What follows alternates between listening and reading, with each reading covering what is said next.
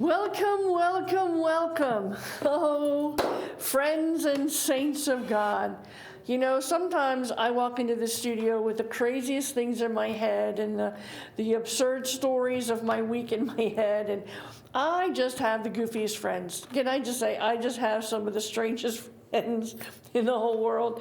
I mean, we are sold out to one another in covenant relationship. We are for one another. We are supportive of one another. God has just given me an amazing group of women who come alongside of me in the ministry and support me emotionally and spiritually. They are my Aarons and my Hers. They are encouragers like Barnabas. They're just amazing friends, but they're sometimes just really silly. And we were talking the other day about jewelry. I am a jewelry girl. I love jewelry, earrings, rings, bracelets, necklaces. I am a jewelry girl, but I'm not an expensive jewelry girl. I'm an inexpensive, cheap jewelry girl. And we were talking about how I just need to replace my jewelry every couple of months because they tarnish and they lose their color and they don't sparkle like they used to. The gold certainly never lasts on my jewelry. But it reminded me as I was coming into the studio again, because we just bought new jewelry. I went out and bought just some new jewelry for the next couple of months to look my best on TV and in public. And I was thinking about that on the way in, thinking, I wonder if we did that in the spirit realm, when our countenance began to lose its splendor, when the glory of the Lord that's on us begins to dim a bit, whether we work to redo or to refresh that glory, to bring it back to its glory and its splendor. I wonder if we would take the same care with God's glory on us and his countenance around us as we do with jewelry or clothes that need ironed or laundered. Oh, what an amazing church we would look like. Amen, amen, and amen. Hey, I have a message today. Now, God always works with me in titles. I'll be sitting at my desk and I will be praying about the TV show or a Bible study or a sermon topic or a conference that I'm going to be doing. And God just gives me a title. And then from that title, I get the scripture. And from there, God just unloads his spirit into me, the inspiration of the Holy Spirit, and I run with it. So today's title is Gehazi. Now, wait, Gehazi sounds like a sneeze, right? So it's called Gehazi, nothing to sneeze about. Gehazi, nothing to sneeze about. So there is a man in the Bible named Gehazi, and he went from being a good man to a not so good man to a good man. And his story is an amazing story of repentance.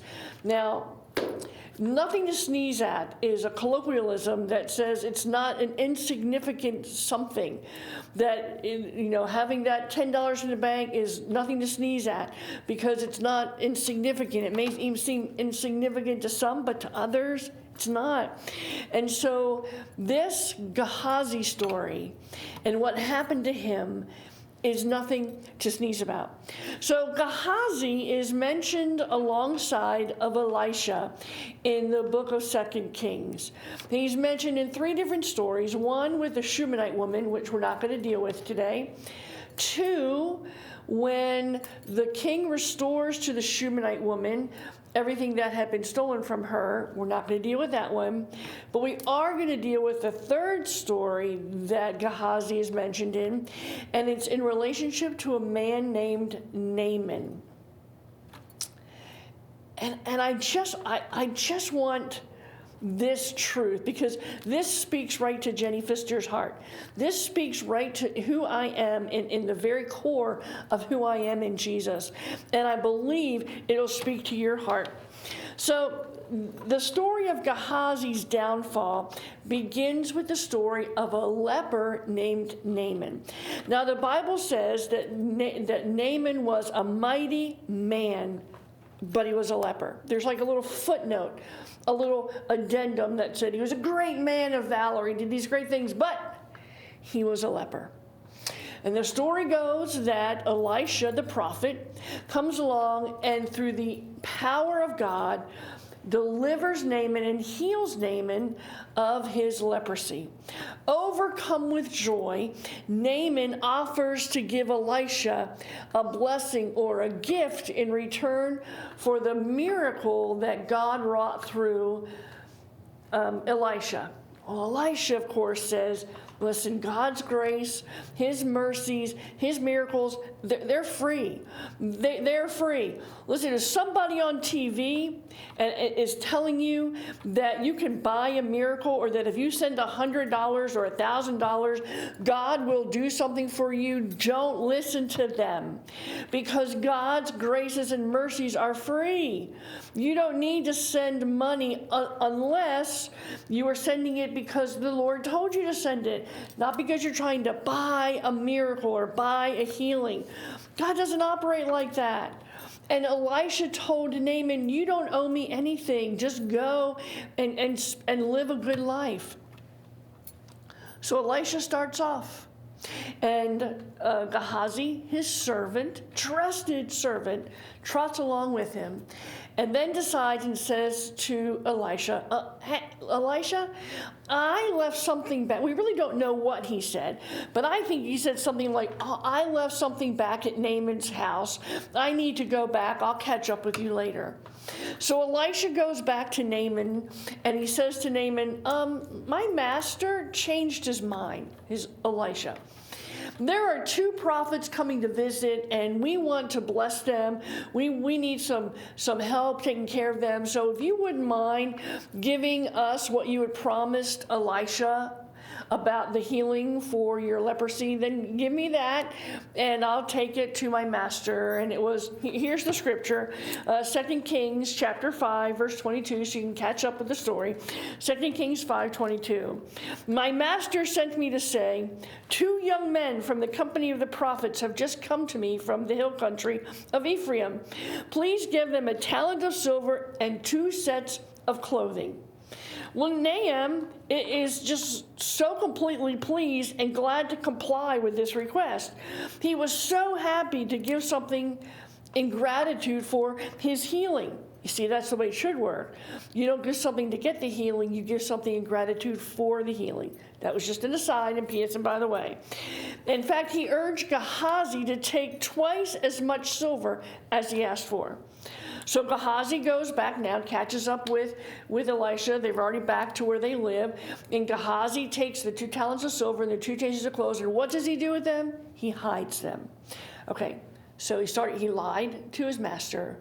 And then he hid because he knew he was wrong. So later when Gehazi came before Elisha, he lied again in response to Elisha's direct question in verse 25. He said, where you been? What you been doing? And Gehazi goes, oh, yeah, I was busy. I went back to Naaman. I picked up what I forgot. And, oh, gosh, time got away from us. We were just chatting, whatever the excuse. He lied again to Elisha. But it soon became apparent that Elisha, he knew the truth.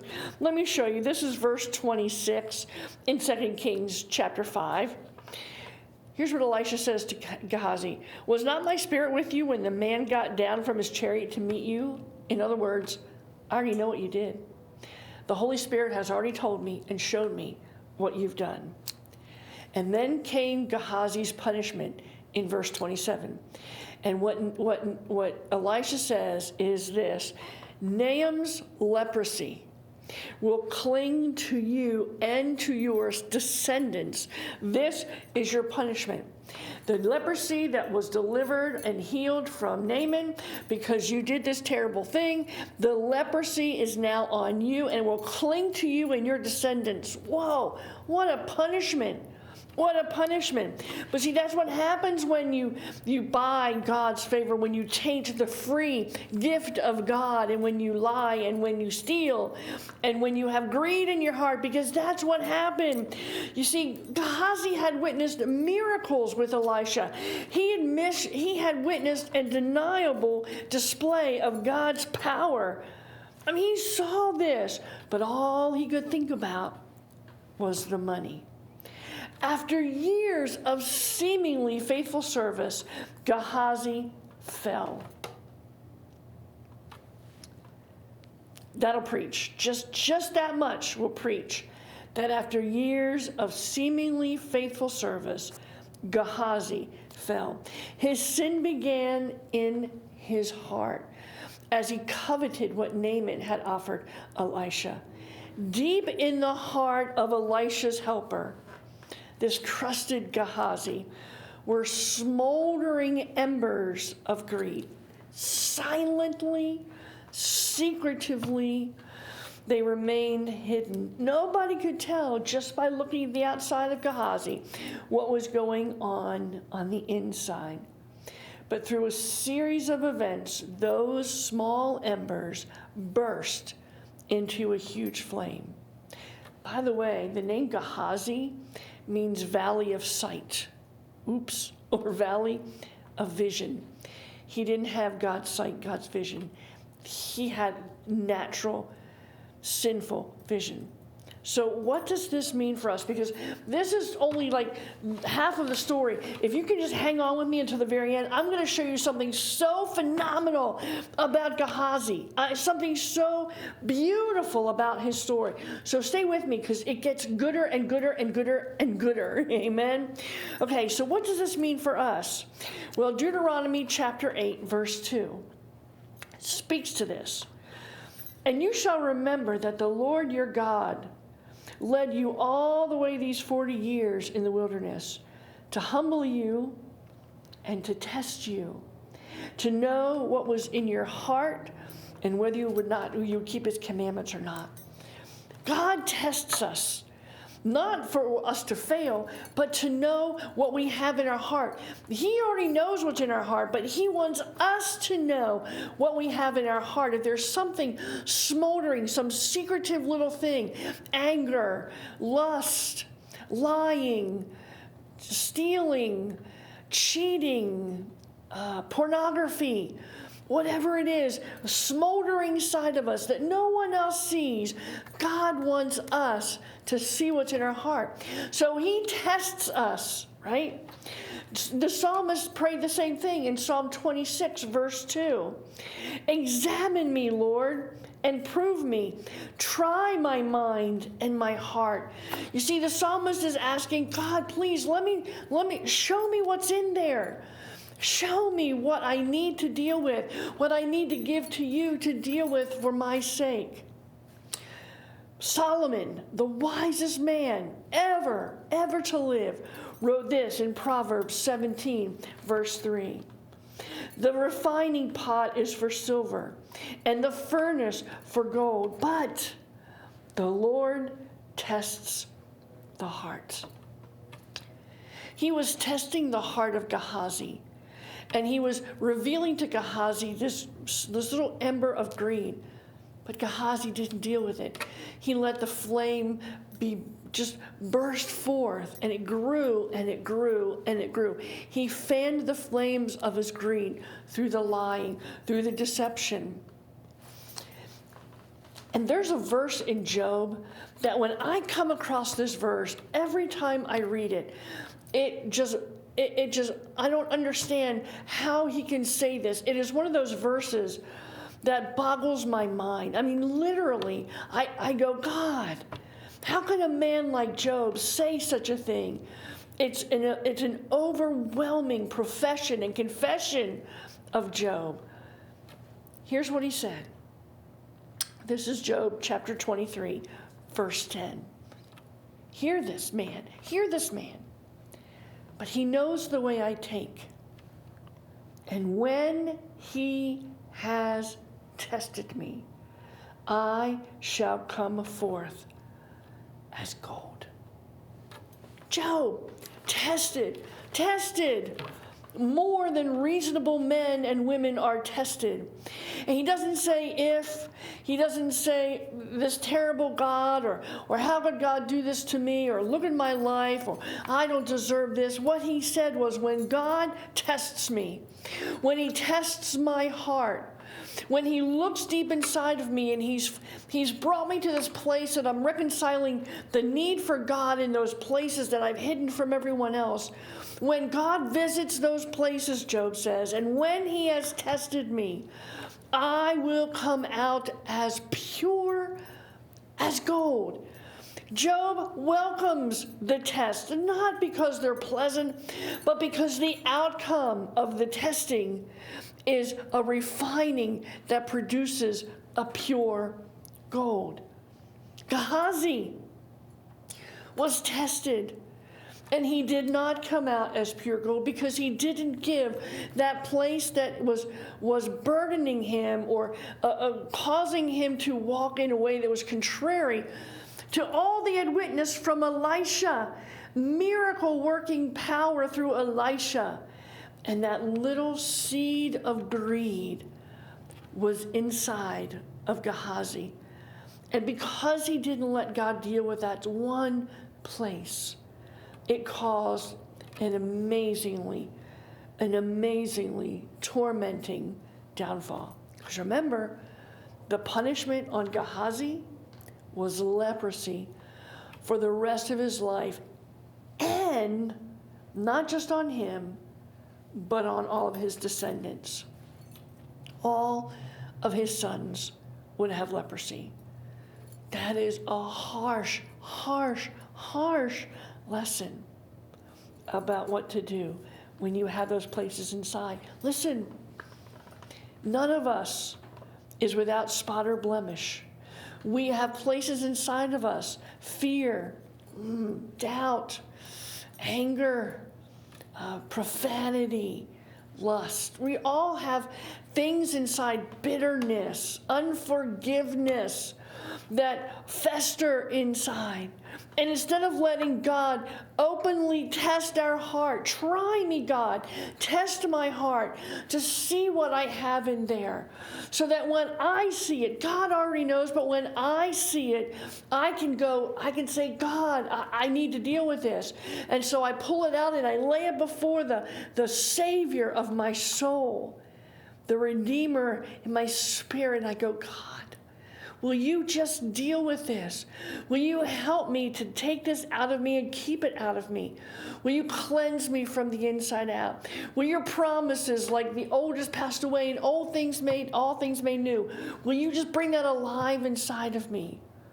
Will you pray like David, search me and try me? Oh, this is the joy of being in a relationship with a God who desires that you come out as pure gold. Now, the Bible doesn't say anything more about Gehazi and his leprosy after Elisha has cursed him and his family. But there's something called the Talmud. The Talmud is the central text of rabbinic Judaism. It is the primary source in Judaism for religious law, for theology, for history. It's in the Talmud. It's an extra biblical book. It's not our Bible, but it is their guide. It is a rabbinical history of Judaism. And rabbis through the centuries have compiled these histories or these laws or these understandings, and they've put them into a book called the Talmud. I want to tell you a story about Gehazi from the Talmud. Now, the story's in the Bible. The story is actually in 2 Kings chapter 7. Now, we just came out of chapter 5 when he is cursed with leprosy. But let me go to 2 Kings chapter 7. Now, the Lord had caused the army of the Syrians to come against Israel. And the noise of the chariots and the noise of the horses seemed to be a great army between the two. The Syrians were a massive destructive force. And they had come against Israel, and Israel kept on hearing and seeing the size of this army. And they had been tormented They had been tormented. And they had been besieged for so long that they were running out of food. They were running out of water. They were running out of everything they needed to sustain life, right? And Israel was in a panic. They needed help from God, because just a few more weeks and there would have been utter destruction from famine and disease, hunger, thirst. But one night, there were 4 lepers standing outside the gate. And they look across at the Syrian army camp. And they say to themselves, we're going to die if we just stay here. I mean, remember, they're lepers, so they can't go into the city. They can't go and buy groceries in the city. They have to stay out of the gate. And if the city is starving, you can imagine how these 4 lepers are starving for any scrap of food. And here they stand outside the gate, and they're looking at the Syrian army camp, and there's food galore over there. There is plenty of food. And they say to themselves, we're going to die. One way or the other, we're going to die. So let's just throw ourselves on the mercy of the enemy. Let's go to the Syrian camp and see if we cannot beg for some crumbs of food. So they trot on over, because here's what happened. The Syrian army has heard sounds of horses and sounds of chariots, and the noise frightened them. They thought Israel had mounted an army and was coming against them.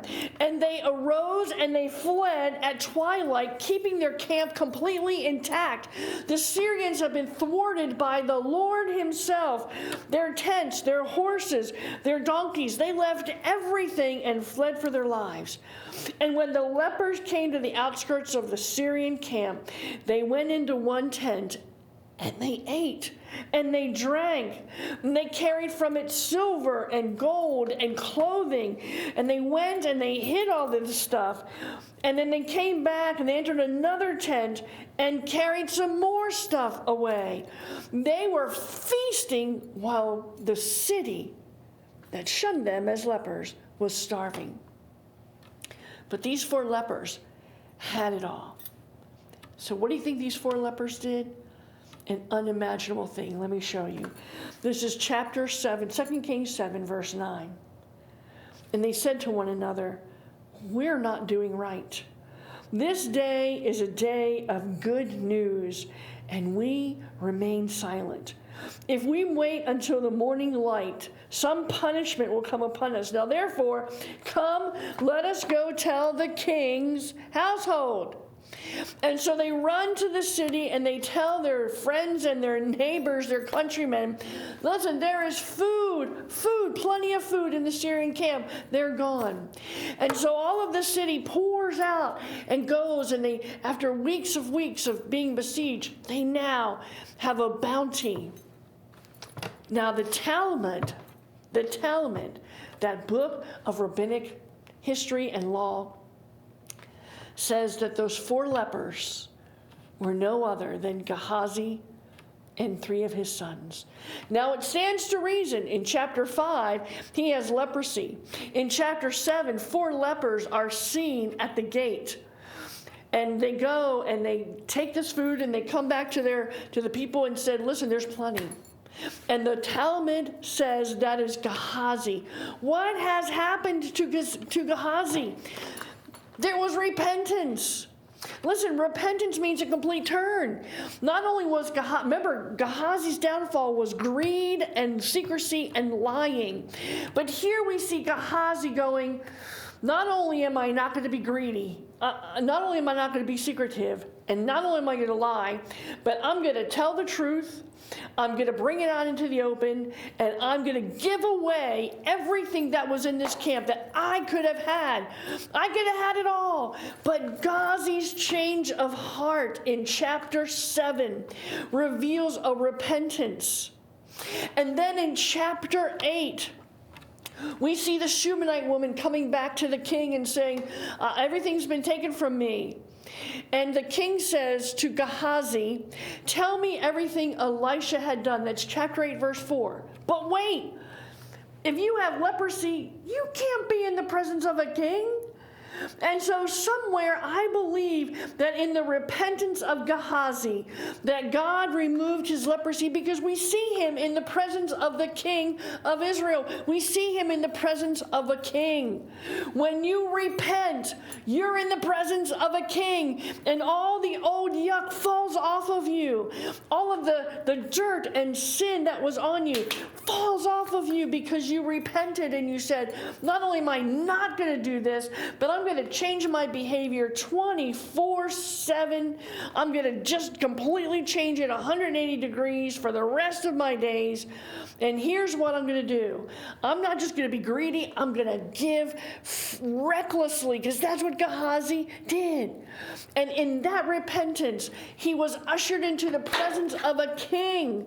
And he said to the king, let me tell you about what Elisha has done. Let me tell you all about what my master has done.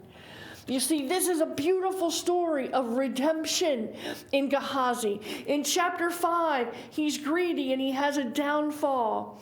In chapter 7, we see him as a leper at the gate, but he repents and he stops being greedy and he stops thinking of himself and he thinks outside of himself, and he repents and he gives away everything that could have been his. And then in chapter 8, we see him in the presence of a king. Oh, saints, let God test your heart. Let him see if there is something inside of you that might fan to the flame of rebellion and disobedience and sin. He wants that out of you, because like Job, when we're tested, we come out as pure gold.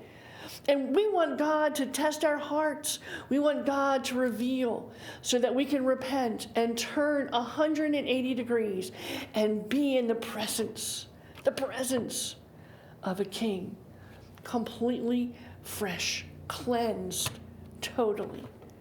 Amen. Oh, this is the great story of Gehazi. If you do not know the Jesus that I know, who can do all of that cleansing, will you let us introduce him to you, because he is painting this amazing picture of you and him, one brushstroke at a time. God bless you.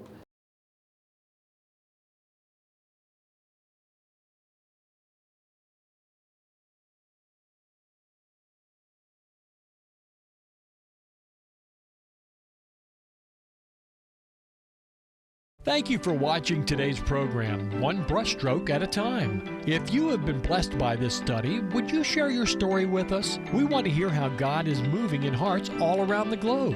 If you have a question, would like more information, or would like to request prayer, please visit our website at brushstrokeministries.com or connect with us on Facebook at Brushstroke Ministries. You may also contact us at Brushstroke Ministries, P.O. Box 2353, Buchanan, West Virginia 26201. Join Jenny Pfister every week at this time to hear a fresh revelation as she paints a beautiful picture of His Word, one brushstroke at a time.